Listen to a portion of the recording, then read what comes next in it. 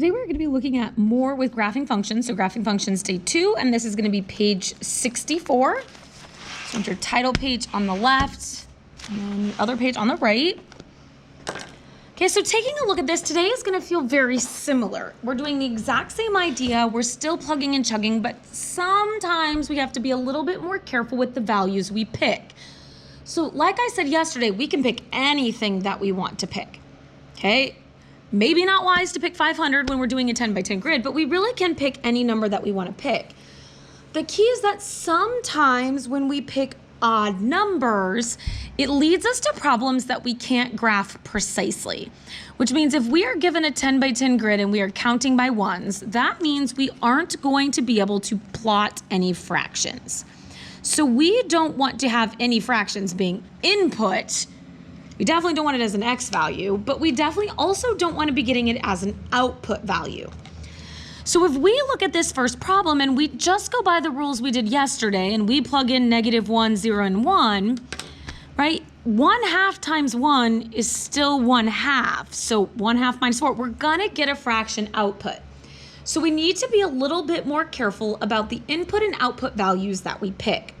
So the way that we are going to work around this is by still using 0.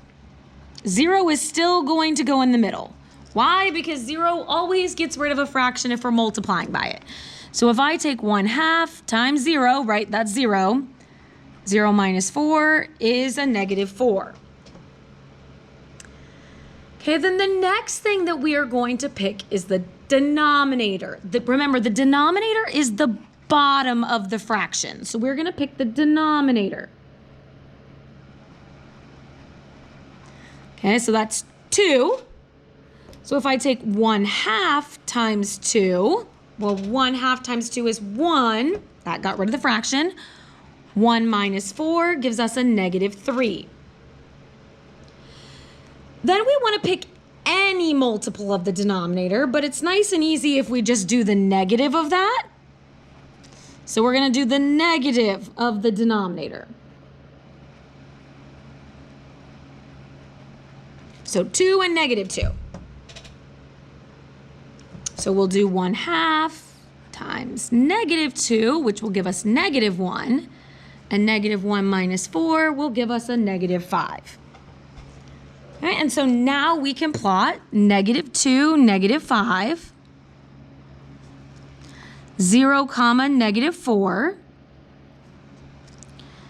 2, -3. Okay, again, we are still going across the coordinate plane and extending out our arrows. So if we look at number 2 and we go by that same process, right, we want to pick 0.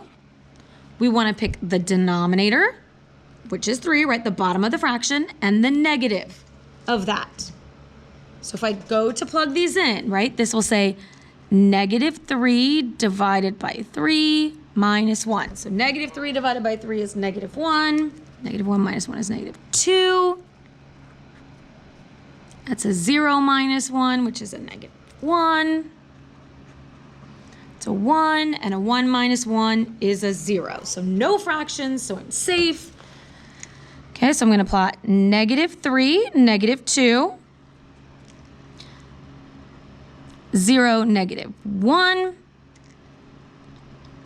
and 3, 0.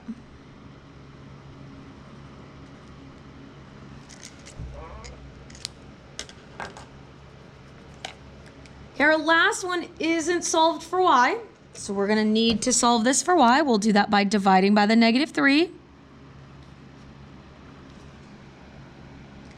So that will tell us y equals, now we have a -8/3 x plus 4.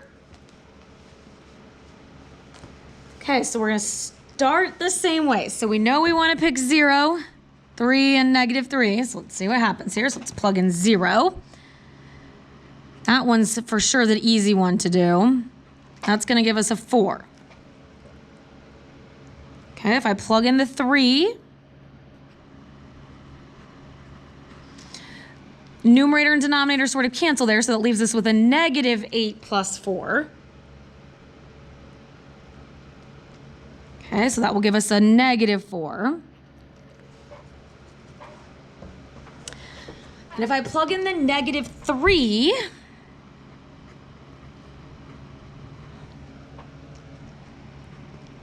plus 4, so 2 negatives make a positive.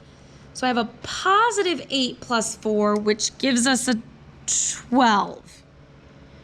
And this leads us to a small problem, because while I can plot 0, 4, and I can plot 3, negative 4, I can't fit negative 3, 12 on my coordinate plane. Ooh, that's a problem. So if I try something else, if I have to pick a multiple of this, let's say I pick 6.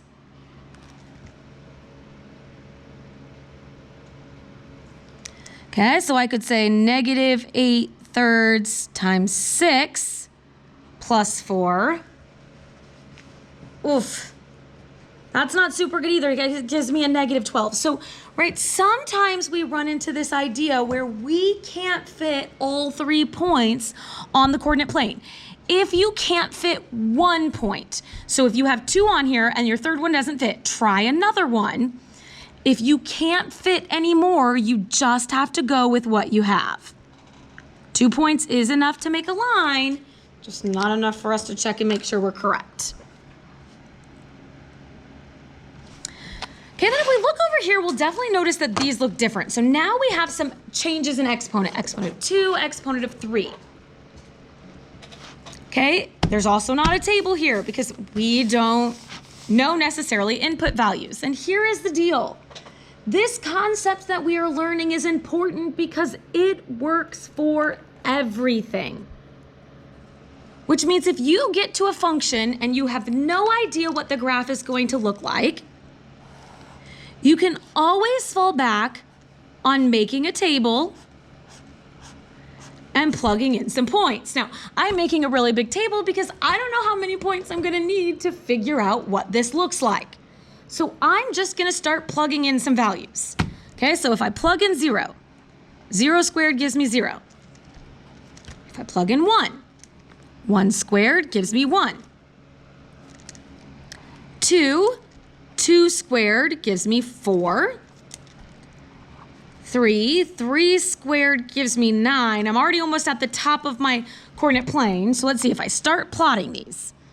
0, 0, 1, 1, 2, 4, 3, 9. So I'm seeing a curve here, but what does that mean is happening on this side? Is it going back up?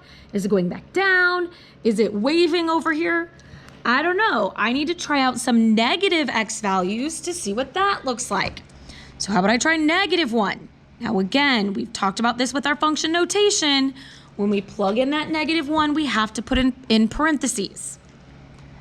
I plug in negative 2.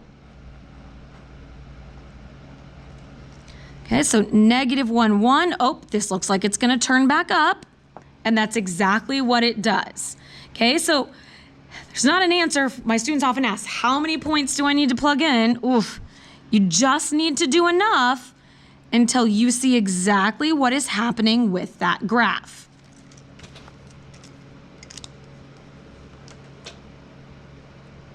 Okay, so how about if we look at this 5th one? This has an x to the 3rd, so I'm gonna make a big long table. Don't know what this is gonna look like. I'm just gonna start working my way across my graph and see what happens here. So if I plug in 0, 0 to the 3rd power minus 1. Well, I know 0 to the 3rd is 0, so that's negative 1. So 0, negative 1. Okay, if I plug in 1. 1 to the 3rd power, I still know that one. 1 to the 3rd power is 1. 1 minus 1 is 0. 2 to the 3rd power, well, I can use my calculator, but 2 times 2 is 4. 4 times 2 is 8. So 8 minus 1 is 7. Pretty high on my graph over here. Okay, so maybe I'm doing something like this. Maybe I'm coming down. Maybe I'm curving down. I don't know. So let's sort of see what happens as I go backwards. Let's plug in a negative 1. Okay, so negative 1 to the 3rd power we have to be a little bit more careful of because negative 1 times negative 1 is positive 1. And then positive 1 times negative 1 is negative 1. If you're going to use your calculator, put it in parentheses. Negative 1 minus 1 is negative 2. Negative 2 to the third power is going to be negative 8. Negative 8 minus 1 is going to be negative 9. Okay, and so this is what our graph is going to look like. It's kind of weird, but that's what it's doing, right? So this approach works every time as long as you plug in enough points to see what's happening.